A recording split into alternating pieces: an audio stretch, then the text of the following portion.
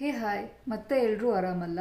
So ನಾನಿವತ್ತು ನನಗೆ personally ತುಂಬ ಹೆಲ್ಪ್ ಮಾಡಿದಂತಹ ಬೆಸ್ಟ್ 4 ಸೆಲ್ಫ್ ಹೆಲ್ಪ್ ಬುಕ್ಸ್ ಜೊತೆಗೆ ಬಂದಿದ್ದೀನಿ. ಸೊ ನಿಮಗೇನಾದರೂ ಲೈಫಲ್ಲಿ ಚೇಂಜಸ್ ಬೇಕು ಅಥವಾ ತುಂಬ ನೆಗೆಟಿವ್ ಥಾಟ್ಸ್ ಬರ್ತಿದೆ ಅಥವಾ ಲೈಫ್ನ ರೀಸ್ಟಾರ್ಟ್ ಮಾಡಬೇಕು ಅಂತ ನಿಮಗೆ ಅನಿಸ್ತಿದ್ರೆ, ಎಲ್ಲೋ ಒಂದು ಕಡೆ ಸ್ಟಕ್ ಆಗಿಬಿಟ್ಟಿದ್ದೀನಿ, ಎಲ್ಲೂ ಏನೂ ವರ್ಕೌಟ್ ಆಗ್ತಿಲ್ಲ ಅಂತ ಅನಿಸಿದರೆ ಈ 4 ಬುಕ್ ಖಂಡಿತವಾಗ್ಲೂ ಹೆಲ್ಪ್ ಮಾಡುತ್ತೆ. ಸೊ ಟ್ರಸ್ಟ್ ಮೀ, ಈ 4 ಸೆಲ್ಫ್ ಹೆಲ್ಪ್ ಬುಕ್ಸ್ ನನಗೆ ಪರ್ಸ್ನಲಿ ತುಂಬ ಇಂಪ್ಯಾಕ್ಟ್ ಮಾಡಿದಂತಹ ಪುಸ್ತಕಗಳು. ಸೊ ಹಾಗಾಗಿ ಈ 4 ಬೆಸ್ಟ್ ಸೆಲ್ಫ್ ಹೆಲ್ಪ್ ಬುಕ್ಸ್ ಬಗ್ಗೆ ನಾನು ನಿಮಗೆ ಇವತ್ತು ಹೇಳ್ತೀನಿ. ಸೊ ಫಸ್ಟ್ ಬುಕ್ ಬಂದುಬಿಟ್ಟು atomic habit. As the name suggest, ಇದರಲ್ಲಿ ಹೇಗೆ ಹೊಸ ಅಭ್ಯಾಸಗಳನ್ನು ರೂಢಿ ಮಾಡ್ಕೊಳ್ಳೋದು, ಹಾಗೆ ಇದರಲ್ಲಿ ಒಂದು ವಿಷಯ ಹೇಳಿದ್ದಾರೆ. ಪ್ರತಿದಿನ 1% ಬೆಟರ್ ಆದರೆ ನಮಗೆ ತಕ್ಷಣಕ್ಕೆ ಅದರ ಚೇಂಜಸ್ ಗೊತ್ತಾಗಲ್ಲ, ಆದರೆ ಲಾಂಗ್ ರನ್ನಲ್ಲಿ ಆ 1% ಬೆಟರ್ ಎಷ್ಟು ಇಂಪ್ಯಾಕ್ಟ್ ಮಾಡಿರುತ್ತೆ ಅನ್ನೋದನ್ನ ಹೇಳಿದ್ದಾರೆ. ಈ ಬುಕ್ಕಲ್ಲಿ ಎಲ್ಲ ಸಿಂಪಲ್ ಟೆಕ್ನಿಕ್ಸ್ನ, ಪ್ರಾಕ್ಟಿಕಲ್ ಟೆಕ್ನಿಕ್ಸ್ನ ಹೇಳಿದ್ದಾರೆ ಆಥರ್.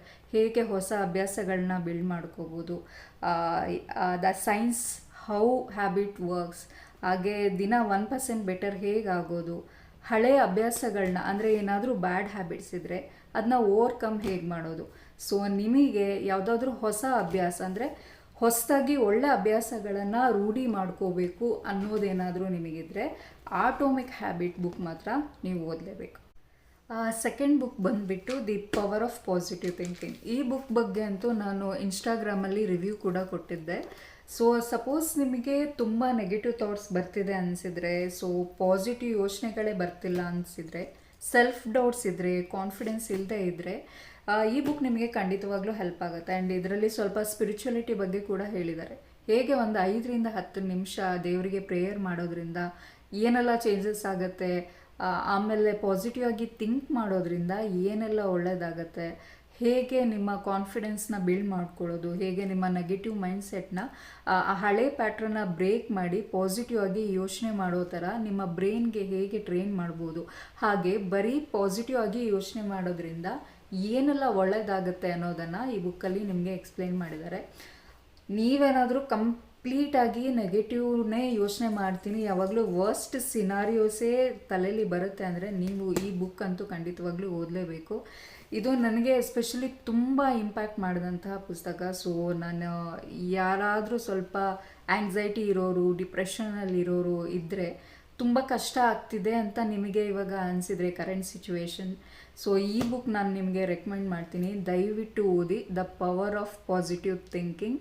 ಈ ಬುಕ್ ನಿಮಗೆ ನಿಜವಾಗ್ಲೂ ಹೆಲ್ಪ್ ಮಾಡುತ್ತೆ. ಇದು ನನ್ನ ಪರ್ಸ್ನಲ್ ಎಕ್ಸ್ಪೀರಿಯನ್ಸ್ ಆ್ಯಕ್ಚುಲಿ ಹೇಳ್ತಿರೋದು. ತುಂಬ ಇಂಪ್ಯಾಕ್ಟ್ ಮಾಡಿದಂತಹ ಬುಕ್ಸ್ ಇದು. So the power of positive thinking, please ಓದಿ, ನಿಜವಾಗ್ಲೂ ಹೆಲ್ಪ್ ಆಗುತ್ತೆ. ಸೊ ನೆಕ್ಸ್ಟ್ ಬುಕ್ ಬಂದುಬಿಟ್ಟು 11 rules for life from Chetan Bhagat ಅವರು. ಸೊ ಇದು ಅಷ್ಟೇ ತುಂಬ ಒಳ್ಳೆ ಸೆಲ್ಫ್ ಹೆಲ್ಪ್ ಬುಕ್ಸ್ ಇದೆ. ಸೊ ಇವಾಗ ನೀವು ಕಂಪ್ಲೀಟಾಗಿ ಸ್ಟಕ್ ಆಗಿಬಿಟ್ಟಿದ್ರೆ ಲೈಫಲ್ಲಿ, ಎಲ್ಲಿಂದ ಶುರು ಮಾಡಬೇಕಪ್ಪ ಅಂತ ಒಂದು ಕನ್ಫ್ಯೂಷನಲ್ಲಿದ್ದರೆ ಈ ಬುಕ್ ನಿಮಗೆ ಹೆಲ್ಪ್ ಮಾಡುತ್ತೆ.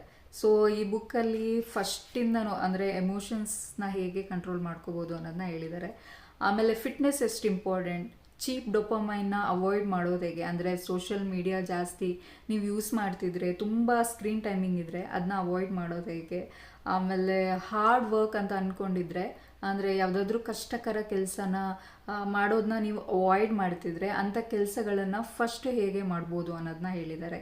ಆ್ಯಂಡ್ ಅಬೌಟ್ ಕಮ್ಯುನಿಕೇಷನ್ ಸ್ಕಿಲ್, ಮನುಷ್ಯರ ಜೊತೆ ಹೇಗೆ ಮಾತಾಡೋದು, ಕಮ್ಯುನಿಕೇಟ್ ಹೇಗೆ ಮಾಡ್ಬೋದು, ಹೊಸ ಹೊಸ ಸ್ಕಿಲ್ಸ್ನ ಹೇಗೆ ಕಲಿಬೋದು, ಎಮೋಷನ್ಸ್ನ ಹೇಗೆ ಕಂಟ್ರೋಲ್ ಮಾಡ್ಕೋಬೋದು. ಆ್ಯಂಡ್ ಫಿಟ್ನೆಸ್ ಅಂದರೆ ನೀವು ಜಿಮ್ಮಿಗೆ ಹೋಗಬೇಕಾಗಿಲ್ಲ, ಮನೇಲೇ ನಿಮ್ಮ ಕೈಯಲ್ಲಿ ಏನಾಗುತ್ತೆ ಆ ಥರದನ್ನ ಯೂಸ್ ಮಾಡ್ಕೊಂಬಿಟ್ಟು ಹೇಗೆ ಫಿಟ್ ಆ್ಯಂಡ್ ಫೈನ್ ಆಗಿರೋದು. ಅಬೌಟ್ ಹೆಲ್ದಿ ಡಯೆಟ್, ಈ ಥರ ತುಂಬ ಚೆನ್ನಾಗಿ ಎಕ್ಸ್ಪ್ಲೇನ್ ಮಾಡಿದ್ದಾರೆ. ತುಂಬ ಚಿಕ್ಕದಿದೆ ಬುಕ್ಕು, ಬೇಗ ಓದಿ ಮುಗಿಸ್ಬೋದು.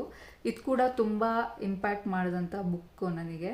ಚೆನ್ನಾಗಿದೆ. ನಿಮಗೂ ಏನಾದರೂ ಚೇಂಜಸ್ ಬೇಕು ಅಂದರೆ ಲೈಫಲ್ಲಿ ಈ 11 ರೂಲ್ಸ್ ಫಾರ್ ಲೈಫ್ ನಿಮಗೆ ಹೆಲ್ಪ್ ಮಾಡುತ್ತೆ.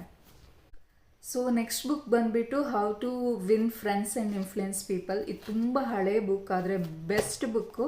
ನಿಮಗೇನಾದರೂ ಕಮ್ಯುನಿಕೇಷನ್ ಅಂದರೆ ಜನಗಳ ಹತ್ರ ಮಾತಾಡೋಕ್ಕೆ ನಿಮಗೆ ಸ್ವಲ್ಪ ಹೆಸಿಟೇಷನ್ ಆಗುತ್ತೆ ಅಥವಾ ಇನ್ಸೆಕ್ಯೂರಿಟಿ ಇದೆ ಅಂತ ಏನಾದ್ರು ಇದ್ದರೆ, ನಿಮಗೆ ನೀವು ಇಂಟ್ರೋವರ್ಟ್ ಆಗಿದ್ರೆ, ಜನಗಳ ಹತ್ರ ಮಾತಾಡೋದೇ ನಿಮ್ಗೆ ಕಷ್ಟ ಆಗ್ತಿದ್ರೆ ಈ ಬುಕ್ ನಿಮ್ಗೆ ತುಂಬ ಹೆಲ್ಪ್ ಮಾಡುತ್ತೆ. ಸೊ ಹೇಗೆ ಜನಗಳನ್ನ ಇನ್ಫ್ಲುಯೆನ್ಸ್ ಮಾಡ್ಬೋದು, ಹೇಗೆ ನೀವು ಒಬ್ಬ ಟೀಮ್ ಪ್ಲೇಯರ್ ಆಗಿ ಹೇಗೆ ಇರ್ಬೋದು, ಒಬ್ಬ ಲೀಡರ್ ಆಗಿ ಆ ಲೀಡರ್ಶಿಪ್ ಕ್ವಾಲಿಟಿನ ಹೇಗೆ ಬಿಲ್ಡ್ ಮಾಡ್ಬೋದು ಅನ್ನೋದನ್ನು ಈ ಬುಕ್ಕಲ್ಲಿ ಹೇಳಿದ್ದಾರೆ. This book is all about communication. ಓಕೆನಾ, ಜನಗಳ ಹತ್ರ ಹೇಗೆ ಮಾತಾಡ್ಬೋದು, ಹೇಗೆ ಕಾನ್ವರ್ಸೇಷನ್ನ ಇನಿಷಿಯೇಟ್ ಮಾಡ್ಬೋದು. ನಿಮಗೆ ನೀವೇನಾದರೂ ಇಂಟ್ರೋವರ್ಟ್ ಆಗಿದ್ದರೆ ಕಮ್ಯುನಿಕೇಟ್ ಮಾಡೋದು ಸ್ವಲ್ಪ ಕಷ್ಟ, ನನಗೆ ಹೆಸಿಟೇಷನ್ ಆಗುತ್ತೆ ಮಾತಾಡೋಕ್ಕೆ ಅಂತ ಏನಾದ್ರು ಇದ್ದರೆ ಈ ಬುಕ್ ನಿಮಗೆ ಹೆಲ್ಪ್ ಮಾಡುತ್ತೆ. ಸೊ ಇದಿಷ್ಟು ನನಗೆ ತುಂಬ ಇಷ್ಟವಾದಂತಹ ಬೆಸ್ಟ್ ಸೆಲ್ಫ್ ಹೆಲ್ಪ್ ಬುಕ್ಸ್ ಇದು. ಈ ಬುಕ್ಗಳ ಬಗ್ಗೆ ಡಿಸ್ಕ್ರಿಪ್ಷನಲ್ಲಿ ಹಾಕಿರ್ತೀನಿ, ನೋಡಿ. ಇದೆಲ್ಲನೂ ಅಮೆಝಾನಲ್ಲಿ ಅವೈಲೇಬಲ್ ಇದೆ. ಓದಿ, ನಿಜವಾಗ್ಲೂ ವರ್ತ್ ರೀಡಿಂಗ್. ಈ 4 ಬುಕ್ಕು ಕೂಡ ನಿಮಗೆ ನಿಜವಾಗ್ಲೂ ಇಂಪ್ಯಾಕ್ಟ್ ಮಾಡುತ್ತೆ. ಸಪೋಸ್ ನಿಮಗೆ ಏನಾದರೂ ಲೈಫಲ್ಲಿ ಚೇಂಜಸ್ ಆಗಲೇಬೇಕು, ಏನಾದರೂ ಹೊಸದಾಗಿ ಟ್ರೈ ಮಾಡಬೇಕು ಅಂತ ಅಂದ್ಕೊಂಡಿದ್ರೆ ಈ ಬುಕ್ ನಿಮಗೆ ಹೆಲ್ಪ್ ಮಾಡುತ್ತೆ. ಪ್ಲೀಸ್ ಓದಿ. ಸೊ ಈ ಕಂಟೆಂಟ್ ಇಷ್ಟ ಆಗಿದ್ರೆ ಪ್ಲೀಸ್ ಸಬ್ಸ್ಕ್ರೈಬ್ ಮಾಡಿಕೊಂಡು ಸಪೋರ್ಟ್ ಮಾಡೋದನ್ನು ಮರಿಬೇಡಿ. ಹಾಗೆ ಬುಕ್ ರಿಲೇಟೆಡ್ ಕಂಟೆಂಟ್ ನಿಮಗೆ ಬೇಕಾಗಿದ್ದರೆ ಕಮೆಂಟ್ಸಲ್ಲಿ ತಿಳಿಸಿ.